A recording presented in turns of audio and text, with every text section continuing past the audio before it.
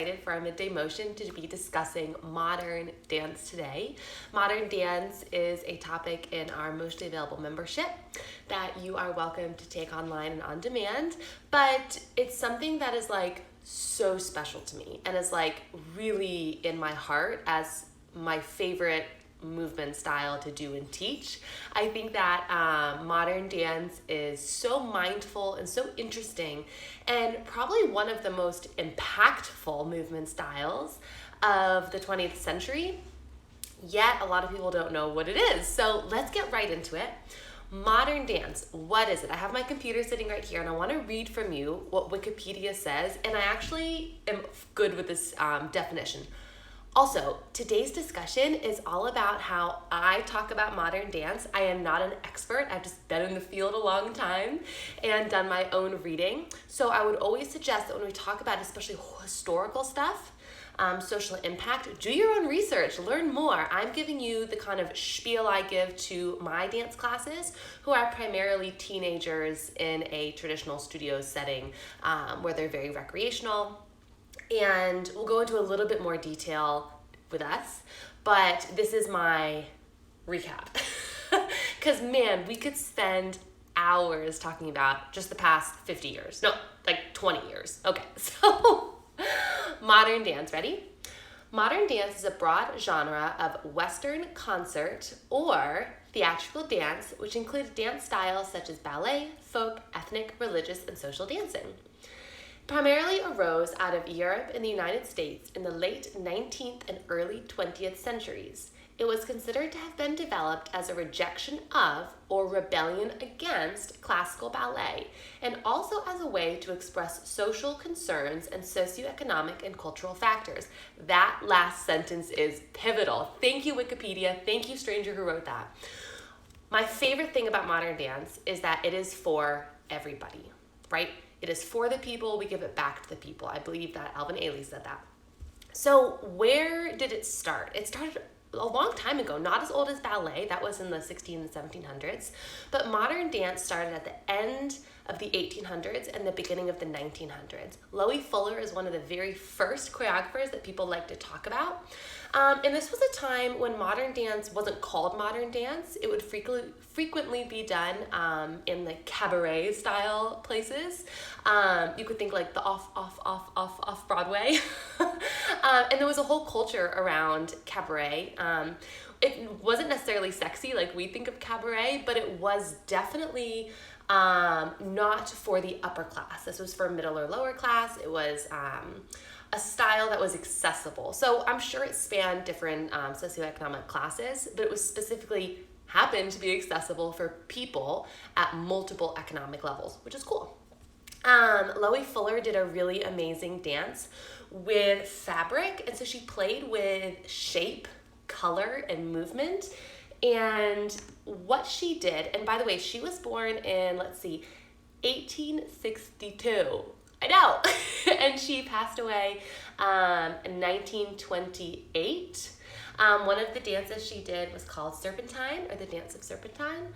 And she takes these big fabric pieces on wooden dowels and is creating this like color art. It feels very like trippy when you watch it. And you can find actual footage of that piece from a very long time ago on YouTube.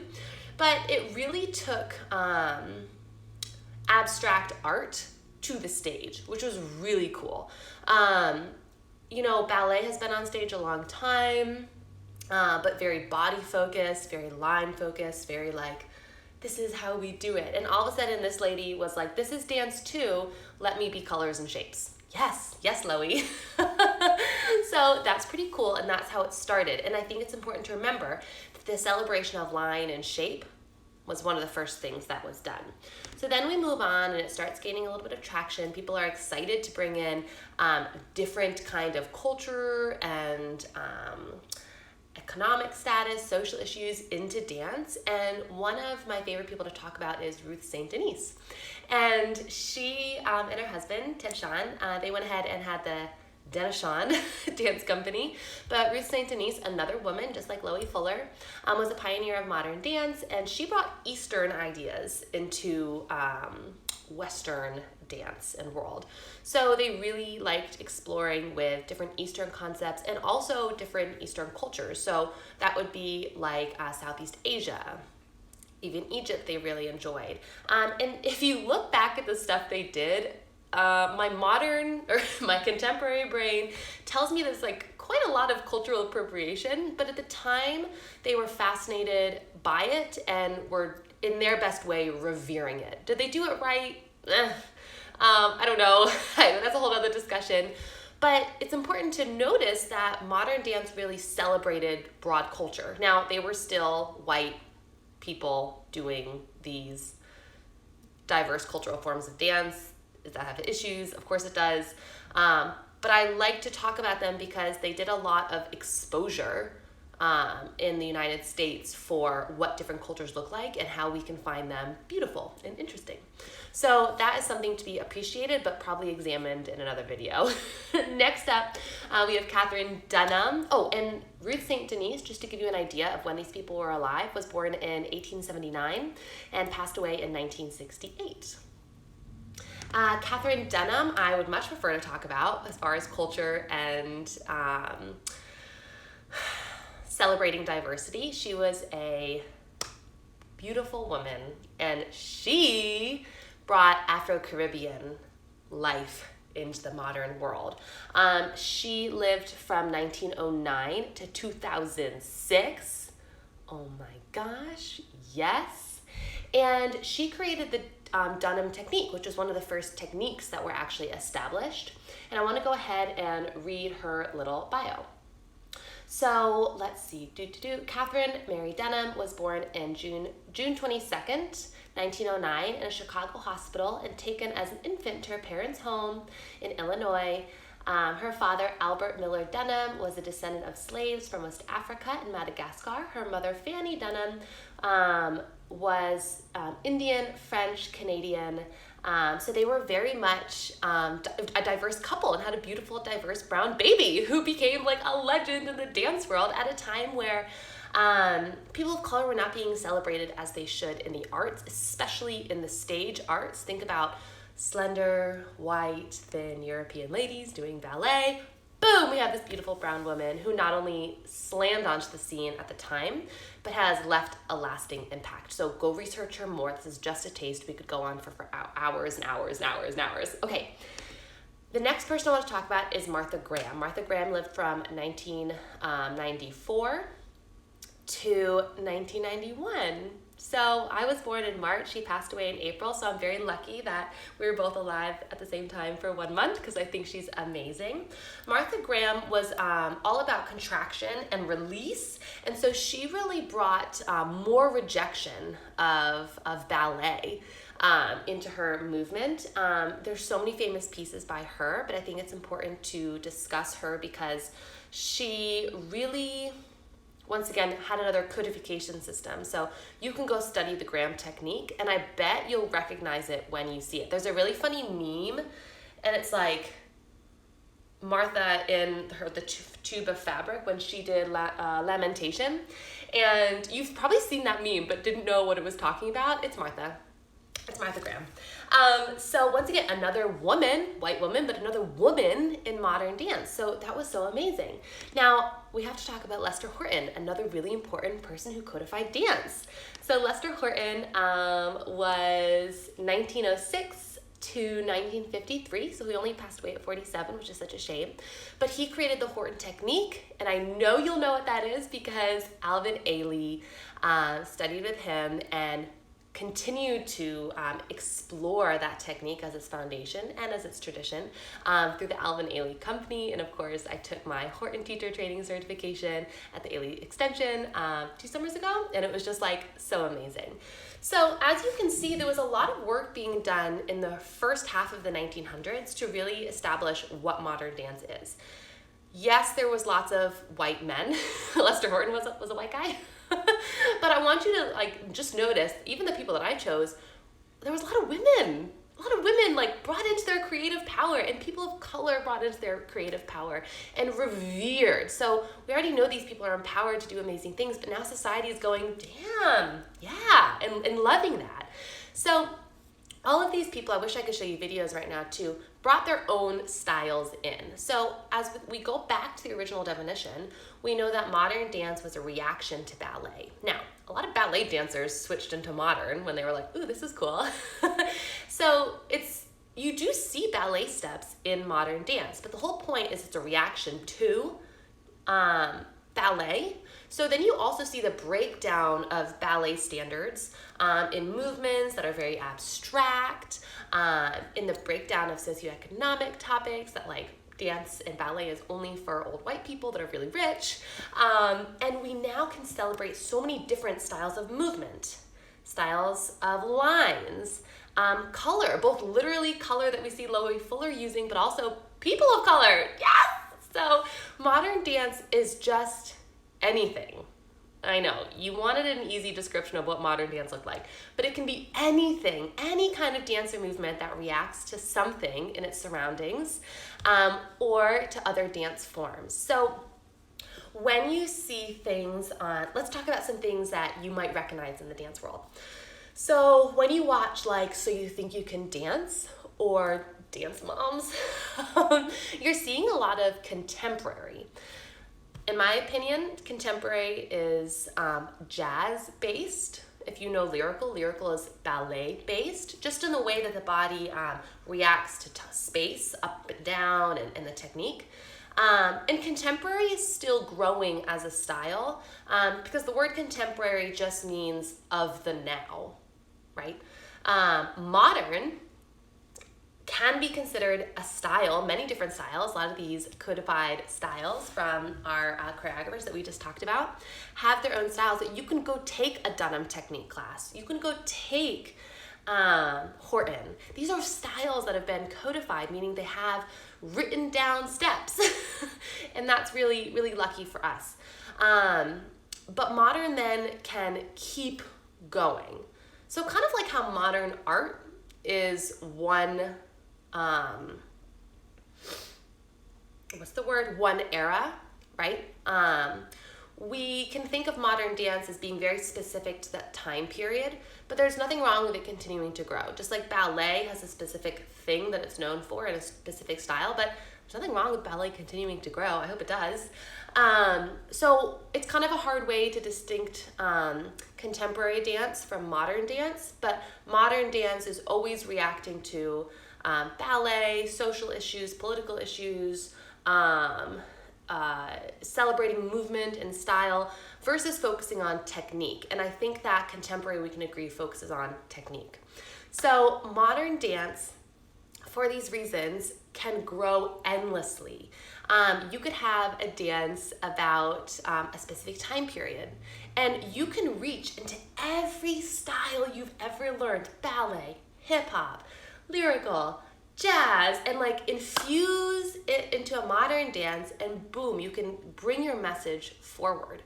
Modern dance is about not being constrained to a specific technique, unless you're studying Dunham or Horton or a specific technique, and instead celebrating the meaning. Doesn't have to be a narrative, like start to finish, but it's celebrating some kind of meaning. And that's the more important concept in modern dance. This is why sometimes in modern dance, it's not evident to what the storyline is. There could be a storyline, but there might not be. So I like to give this example. You go to a modern art gallery. This just fell down. You go to a modern art gallery and you see a canvas that's all red, just red. And someone comes up to look at it and says, oh my gosh, it's so violent, it's red, blood. Someone else comes up to look at that same red canvas and says, love, ardor, fervent passion. Those are two different readings of that painting. And I believe that the artist probably didn't want to tell the audience what to think and feel. They wanted to react to the feeling, celebrating simply that color. Maybe the artist did it because his mom had a scarf that was red. So I think that it's kind of cool. Like most art, you don't have to know the artist's reasoning for creating it, for also getting your own thing out of it. And a lot of different dance and art styles do this, but modern really celebrates it. I've seen dances that's just walking slowly, and it's like total reduction of style to like the bare necessities. I would consider that postmodern, but it's still modern. I've seen modern that is looks a lot more like Afro jazz. It takes in the cultural elements. I've seen modern that is random. Merce Cunningham, we didn't even talk about him, and we're playing with chants. So I think that the best thing we can talk about modern in closing is that modern is primarily an art for art's sake. And that movement really changed the way we think about modern dance. And also in closing, I think it's important to mention that not one type of modern looks like the other type of modern. As far as like Dunham versus Horton versus Cunningham versus all these different techniques. They exist because they simply celebrate movement and dance. Are some stylistically challenging? Yeah, go do Horton. It's really hard. But Horton didn't feel constrained by other dance forms to create that thing. Versus when you go into a contemporary ballet class, you're still doing ballet. That makes sense. So different types of modern technique can exist on their own little island or in reaction to other islands. Versus, I think contemporary styles like contemporary jazz, contemporary itself, contemporary ballet, they're kind of creating bridges further and further and further away from the original island or source technique. So that's something to be thinking about. And so because modern is so autonomous, different people can do it, different body types, different levels. It's so cool as a teacher, especially someone who teaches a lot of recreational teens, that modern dance can be taught at any level. And you can get so much out of it because we get to celebrate shape and meaning and purpose, and we don't have to do it perfectly to still get something out of it. I know my ballerina friends, my jazz friends, you probably can think of ways to apply that same concept in your own styles, but we don't just apply it in modern dance, it gets celebrated to the max. So the way your body feels when you do modern is something that's celebrated on its own, not just the final result. Okay, I could go on forever. We might need to do a part 2, but I hope that gives you an idea of what modern dance is, where it has come from, the fact that it's both historical and still growing and new, and the fact that it can be almost anything, which is pretty cool. I think it's a huge symbol of diversity, inclusion in the dance world, and it's one of my favorite things to do and teach, because it feels very liberating and celebratory. Okay guys, I'll see you later. Ask me more questions in the comments or in a DM, and I would love to continue the discussion on modern dance.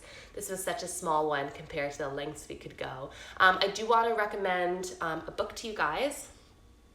This book is called Dance to the Piper, and it's by Agnes DeMille. You might know DeMille from the show Oklahoma. And Agnes DeMille was definitely part of the modern dance world, but she was also part of the theater world. And she does a lot of great inside storytelling about her version of the modern world, the breakdown and celebration of just movement or small pieces or art on stage. And she also tells some really great stories about Martha Graham that I just think are gems. So once again, that's Agnes DeMille, Dance to the Piper. There's so many books on the big choreographers in modern dance, but that one's a hidden gem. Okay, we have to go. I'll see you later. Have a great rest of your weekend and day, and don't forget to ask me some questions or tell me what you think of this chat in the comments or in a DM. Bye.